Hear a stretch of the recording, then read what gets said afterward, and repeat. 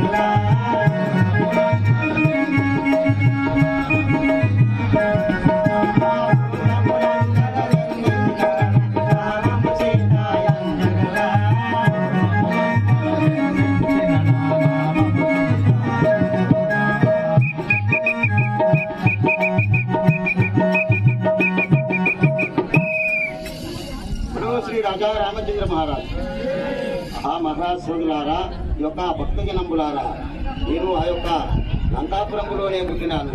కానీ ఆ యొక్క బ్రాహ్మణోత్తములు ఆ యొక్క రావణాసురుడు కానీ ఆ యొక్క రాక్షస వంశంబు వాళ్ళంతా ఈ యొక్క నేను పుట్టగలే ఆ లంకంతా మైమరిచిపోయినది కాబట్టి సింహ చీకటైనది కాబట్టి అప్పుడు ఏమో వికల్పంబు జరగబోతున్నానని ఆ యొక్క బ్రాహ్మణోత్తములు పిలిపించి అడగగా సీత పుట్టింది, ఈమె లంకకు చెడు చేయబోతుంది, లంకకు కీడని ఆ యొక్క బ్రాహ్మణోత్తములు తెలుపగా అప్పుడు ఆ బంగారు పెట్టెలో పెట్టి ఈ సీత ఉంటే లంక ఎన్నటికైనా చెడిపోతుందని చెప్పి ఆమెను ఆ యొక్క గంగా నదిలో వదిలిపెట్టగా ఆ మిథిలాపురంలో జనక మహారాజు స్నానం చేస్తుండగా ఆ యొక్క జలధారి కనగా జడలకు ఆ బంగారు పెట్టె తట్టుకునేది. అప్పుడు జనకుడు అందులో ఏమున్నదో అని చూడగా చక్కని చక్కని శిశువు, ఆడ శిశువు ఉన్నది. కాబట్టి అప్పుడు ఆ యొక్క జనకుడు సీతాదేవిని తీసుకొని లంకాపురం పోయి ఆ బిడ్డను మంచిగా అల్లారు బుద్ధిగా సాదుకున్నాడు. కాబట్టి అతడే తండ్రి అయి సాధినందున జనకుడు అనేటువంటి ఒక నామము వచ్చినది. అప్పటి నుండి ఇప్పటి వరకు తన కుమార్తెలతో పాటుగా తమ కుమార్తెల కంటే ఇంకా సంతోషంగా ఈ అమ్మాయిని పెంచి పెద్ద చేసినాడు. కాబట్టి ఈమెకు సీత అనే నామము పెట్టి అల్లారు ముద్దుగా పెంచినటువంటి ఒక బిడ్డనే భూజాత అంటే భూమికి పుట్టినటువంటి ఒక బిడ్డ అన్నమాట. జనకుడు మిథిలాపురంలో అల్లారు ముద్దుగా పెంచుకుంటున్నాడు. సీతను వినుడే భూజాతను శ్రీ భువనమునకు సీతను వినుడే భూజాతను శ్రీ భువనమునకు సీతను వినుడే సీతను వినుడే భూజాతను శ్రీ భువనమునకు సీతను వినుడే భూజాతను శ్రీ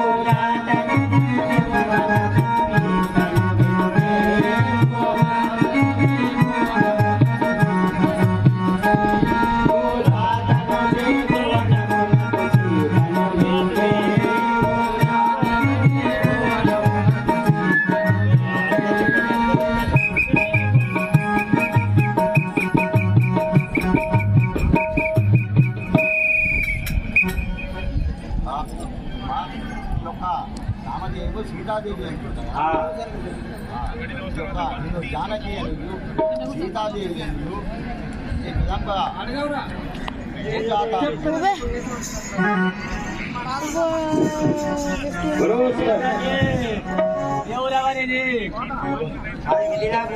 అవునా మీది ఏ ఊరు, ఏ పట్టణం, ఏడి బయలుదేరిండ్రు? అవ్వా మీ బాధ్యత మీ దండం పెడదాం. అది మిథిలాపురం. మా యొక్క జనక పేరు జనక మహారాజు. మా యొక్క నగరం పేరు మిథిలాపురం. నా యొక్క సభా మందిరంలో నా యొక్క తండ్రి గారి ఆజ్ఞతే ఇక్కడికి వచ్చిన వాళ్ళు. నేను ఇప్పుడు సభా మందిరంలో వెళ్ళేదాన్ని. గురు శ్రీ రాజా రామచంద్ర మహారాజ్ కి మాలవి మాలవి.